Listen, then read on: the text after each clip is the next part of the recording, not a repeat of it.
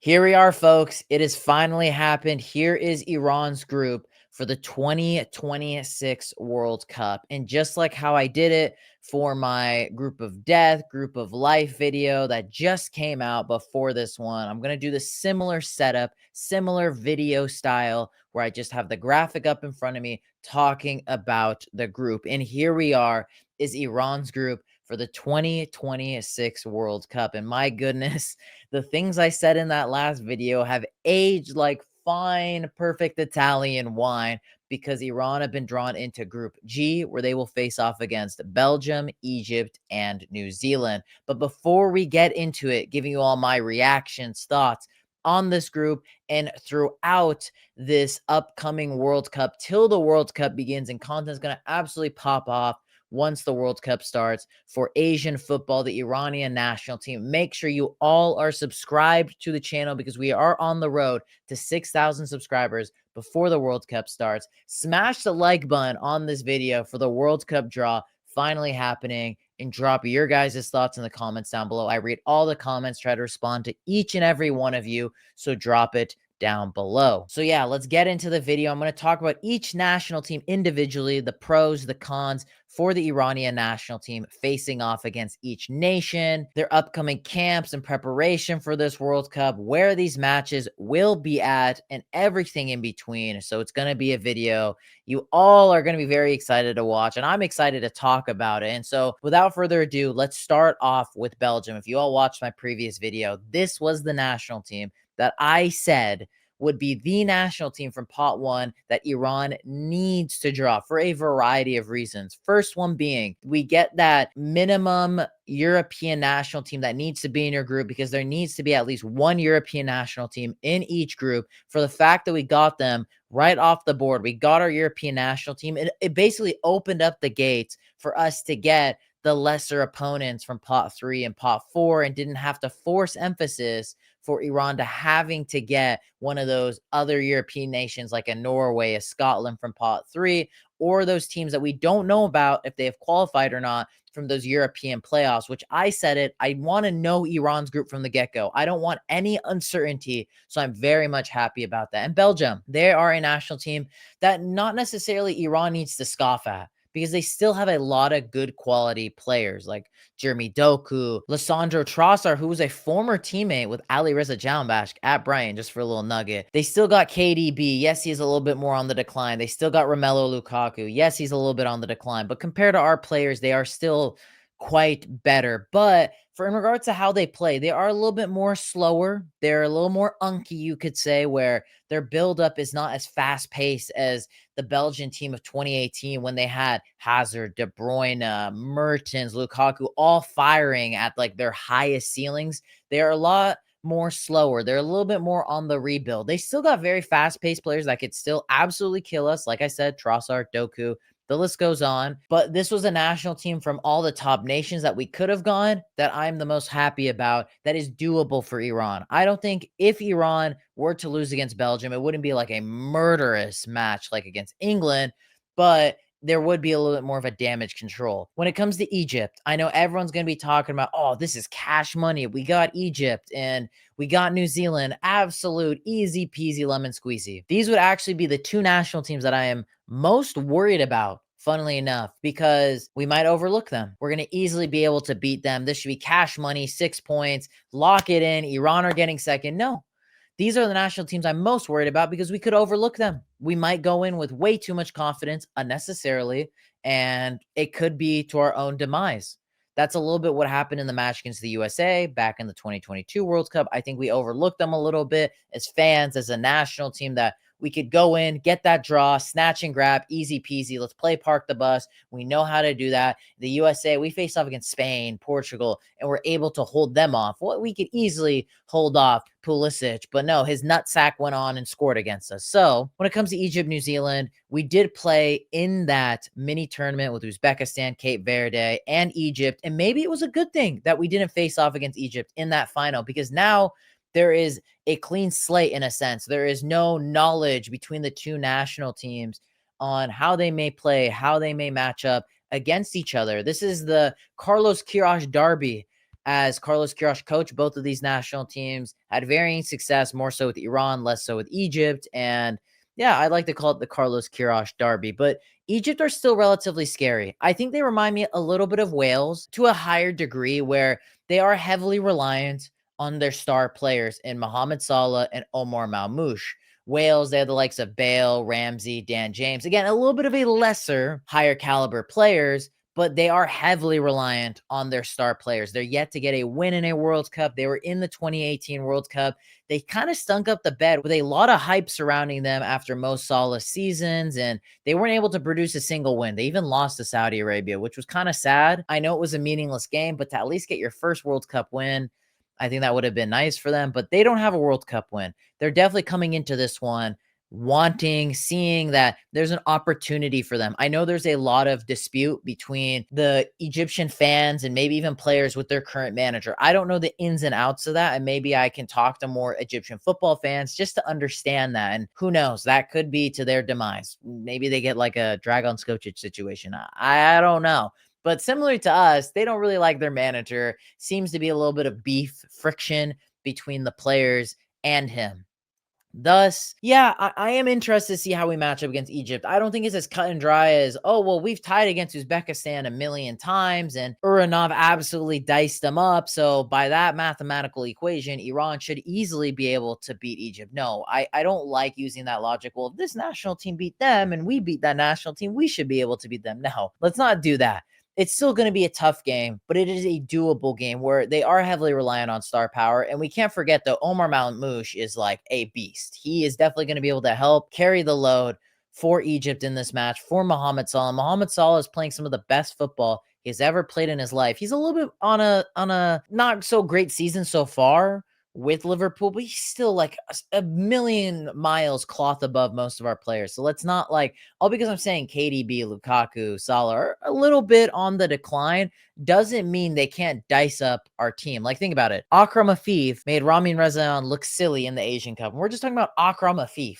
So it's like, I'm not ruling out a thing when it comes to these national teams. And then there is New Zealand, the other national team. When I talked about a group of life for Iran that I would want to see. I'm still a little worried about New Zealand. They are going to be Iran's opening match. And that opening match has to be a win for Iran. They cannot get anything less than 3 points, a W in the game against New Zealand. It'll be their first time in a World Cup since 2010. They are yet to get a World Cup win, but it does not need to begin against Iran. They have to go into that match against New Zealand. The biggest theme here for Iran's group is they need to be disciplined. They need to be diligent. They do not need to be looking over any opponent. They need to treat every single one of these opponents like they did in the 2018 World Cup. This is definitely on paper Iran's easiest group ever in a World Cup. I'm not denying that, and I completely agree with you guys, but I don't want us to overlook that this group is still relatively tough. It's not a cakewalk. It's not easy, and not everything is shown on paper.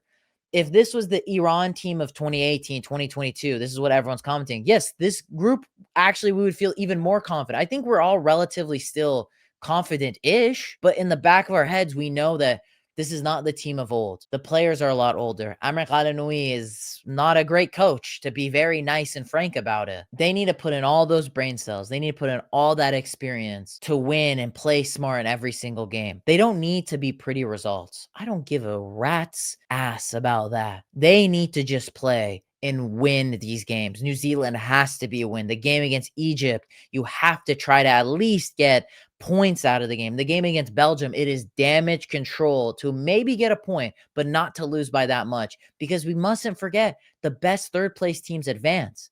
And that is why we all feel so confident, because this is a group where Iran could, as Khalanoui famously said, can get 4 points of the World Cup. He said it before even the groups were even announced. And it's funny because this group we got was very close. I'll throw it up on the screen of the group that Amir Khannoui wanted at the World Cup. And my thoughts behind that is this guy shouldn't be a coach. This guy needs to be a pundit, because he is so much better as a pundit than he is as a coach. I think we can all agree on that. That needs to be his profession, not the national team coach, but a pundit with my guys like Misagi and keeping up that comedic act like he does whenever he's on their shows. But nonetheless, Iran need to take every game seriously. And that game against New Zealand, I'm going to keep circling back to it, has to be the match you get 3 points. And do not overlook New Zealand. I don't care what anybody says. I'm still a little worried about them because they have players like Chris Wood that could still shaft our defenders like Milad Mohammadi and Shoja Khalilzadeh because they are not perfect and they are by far not good defenders in my eyes. And they could still absolutely run wild on our defense. I think it is so important for our group of players to be defensively. And again, it goes back to our points of if this was the team of 2018 or 2022 under Carlos Queiroz, we were a lot more defensively diligent. We played with more discipline defensively. We played with our better defenders, not with the nut jobs like Kanani and Khalilzadeh. And as well, when it comes to our attackers, they need to be on point. I think there will be chances for the Osmoons, for the Taremis. There will be chances for them. And whoever maybe that third striker can be, fingers crossed, it's a Sahar Khizan or a Gandipur. There is going to be opportunities on the table for them. Asmoon will be fit. I've been seeing a lot of people saying, "Oh, well, it's really reliant on Asmoon." For me, I've said in multiple videos, if the Asmoon of Golden Boot era with Zenit and Bayer Leverkusen version of him couldn't do it in 2018 and 2022, yes, he actually's probably got a good shot at this World Cup. I don't think the Shabab Al Ahli version of him is going to go absolutely clutch and score a hat trick against New Zealand and whatnot. He is going to be important. He's going to help this team. He's going to make Taremi better, but he is not the guy that we need to be showing the emphasis of that's going to make it or break it for Iran offensively. It will come down to Taremi. It was like that in 2022. He needs to be clinical, and sometimes he can be, and sometimes he can't be. We saw it in 2018. He wasn't that clinical. He had a lot of good chances, and maybe that's what kind of created that villain arc for him. And then he went to Porto, did what he had to do. 2022, he was a lot better. But I do think it comes down to them being consistent and clinical, which they both can be and can't be. Our defense needing to be consistent and resolute and minimize any defensive vulnerabilities, mistakes. I think our midfield will be fine. I'm not too worried about it. Again, we're playing 3 national teams that are not like the fast pace France's, Brazil's, offensively very clinical, where the midfield can be overrun. I think you could maybe see that a little bit with Belgium, but with New Zealand and Egypt, I don't think there's going to be that big of a midfield battle where they need to be very athletic. I think with New Zealand, there's going to be that physicality, and same thing with Egypt, but the defense need to be diligent. The offense need to be clinical. I know this might sound like a thanks, Captain Obvious, cheers, Jeff type moment, but that is just my point of view when it comes to looking at this group, the opponents, and not overlooking them. I think you all can agree. Drop your comments, your thoughts on this take that I'm going to say. This group has to at least be 4 points. 4 points, maybe a -1 to 0 goal differential. And that will probably get us out of the group as at least a best third place team, as a second place team. It does not matter. And one interesting nugget is the national team that finishes second in this group will face off against the national team that finishes in second in the USA's group. I don't think the USA will finish in second. They could, but I don't think they will. So let's say if Iran does finish in second, the USA finish in second, we could be seeing another rematch in the knockout rounds against the USA. I don't want to see that. I don't think that will happen. But again, it goes back to the point where if Iran do their job, we could see a dark horse run from Iran. I think that's the thing that fills us all with optimism and excitement. And when I was doing my last video, I was kind of down in the dumps. And now you're kind of seeing my tone change, my optimism change a little bit, because I didn't think we were going to get this, the holy football gods dawning upon us and blessing us with this group and this pathway. Kind of similar to 2018. Like if we topped the group like we almost did, we would have played Russia in the round of 16. And who knows what could have happened in that point. And that's what I feel like here. I feel like we have a pathway, a clear pathway, being able to make a round of 32, round of 16. Who freaking knows? A quarterfinals. And another thing I want to talk about is I think this needs to be a clean slate for Qalanoui, for us fans talk about the national team. I know I've said a lot of crap. I've said a lot of shit when it comes to Qalanoui, certain players. I'm not apologizing because none of that stuff I said was untrue or not valid. But at this point, I've just accepted Qalanoui is going to be the coach. The ding-dongs like Khalilzadeh, Nouraf Khan, all these ding-dongs are going to be there. But I'm just going to support the national team. That's what we all have to. That's my message to my subscriber base here. We just have to support the national team. We have a clean slate here. From here on out, this is the World Cup that begins for Iran in my eyes. This is where it begins. We have 4 matches left, 2 camps remaining till this World Cup. And there's a strong likelihood that Iran will play a friendly against Spain before their finalissima match in Qatar against Iran in Austria. And I think that would be a fantastic friendly. And there's even more reports that we might play Portugal, we might play Mexico. Based on all of that, it sounds like we have some half decent friendlies. And definitely the Federation have to look at this group and be like, we have to back Kalanui. As us fans, we just have to back him. I don't like it, but we just have to. We have to back him that there is a real shot Iran could do something big at this World Cup. But we have to give ourselves good preparation. We have to get some good friendlies. We have to start taking these camps seriously. And luckily, there are a lot of players that are budding in form. Taremi has been playing very well for Olympiacos. Jahambas has been getting some good minutes with Dender. Syed Monesh is picking up great form with Westerlo. Mehdi Zadeh is playing really well in the Russian league. Kandipur is scoring goals now in the UAE. He's looking like that bright, up-and-coming talent. There's a lot of players that are budding into good form. And obviously, we still have 6 more months. More players can butt into good form. But there are some small, great signs from certain players that could do something big. And there can be other younger players in the PGPL. There's this one young winger, you guys might have to remind me of his name, that is scored 5 goals in like minimal minutes that he is receiving. He's a guy that I wouldn't mind if Iran called up. He could be a fun, surprising player. Like, think about it. One guy that always sticks out to me is that 2018 World Cup when Carlos Queiroz put in the faith of young Majid Hosseini to fill in when we had a defensive injury crisis. Put him in and he looked brilliant, and it helped springboard his career to go to Europe, to play to Turkey, to become, in my opinion, Iran's best center back right now. So it's like, these are the opportunities that we need to give to these type of players, to just put them in that pool, these exciting young talents, to give them that stage to express themselves at the highest opportunity. So there can be some bright spots, and it's up to Amr Khalanoui, it's up to the Federation, just small things. Just give us some good friendlies. We have 4 matches, 2 camps.